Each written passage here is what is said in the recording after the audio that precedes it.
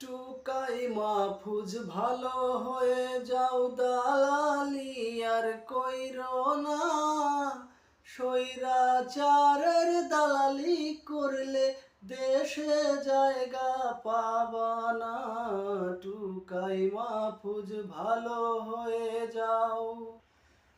আবল তাবল কথা বল নাস্তিকদের ওই মতো, ইন্ডিয়ার ওই দালালি করে টাকা খাইছো কত। জনগণ তো জানতে পারলে তোমায় কিন্তু ছাড়বে না।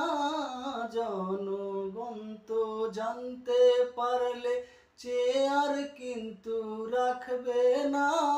স্বৈরাচারের দালালি করলে দেশে জায়গা পাবা।